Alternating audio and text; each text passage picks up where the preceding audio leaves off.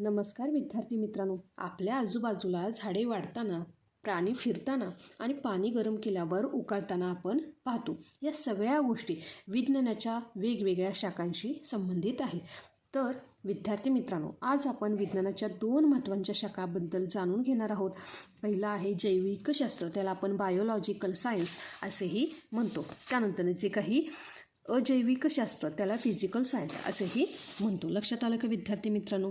तर बघा, जे काही जैविक शास्त्र आहे म्हणजेच काय रे, ह्यामध्ये सजीवांचा अभ्यास करणारी ही विज्ञानाची शाखा आहे. लक्षात आलं काय? जैविक शास्त्र म्हणजे काय रे? तर जैविक शास्त्र म्हणजे सजीवांचा अभ्यास. काय आहे त्यामध्ये? सजीवांचा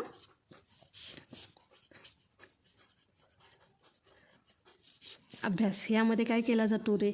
जे काही वनस्पती, प्राणी आणि मानव यांचा काय केला जातो? अभ्यास केला जातो. वनस्पती,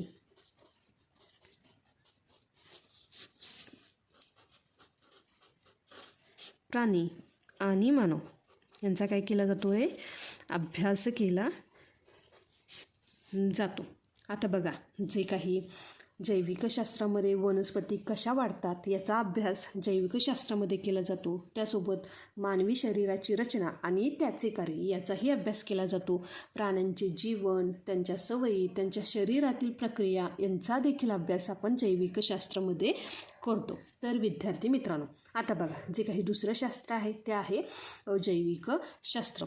आता बघा, हे जे काही अजैविक शास्त्र आहे ह्यामध्ये काय केला जातो रे? जे काही निर्जीव वस्तूंचा अभ्यास केला जातो. कशाचा अभ्यास केला जातो? बघा, निर्जीव वस्तूंचा अभ्यास केला जातो.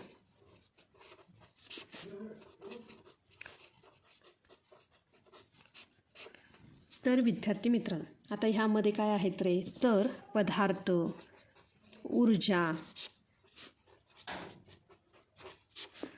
बल, गती ह्या वस्तूंचा अभ्यास काय केला जातो रे?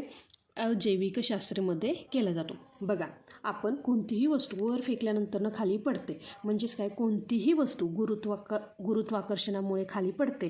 म्हणजेच काय आहे रे? तर ती आहे अजैविक शास्त्र. त्यासोबतच आपल्या घरातील जी काही आपण लाईट वापरतो म्हणजे वीज, हे देखील काय आहे रे? अजैविक शास्त्राचाच काय आहे?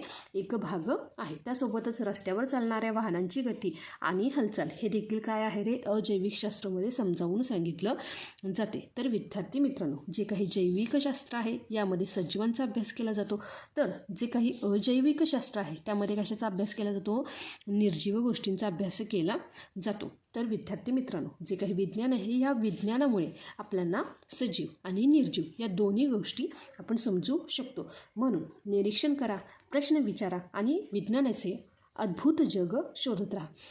पुन्हा भेटूया पुढच्या व्हिडिओमध्ये मराठी लेक्चरवालीवर. तोपर्यंत शिकत राहा आणि हसत राहा.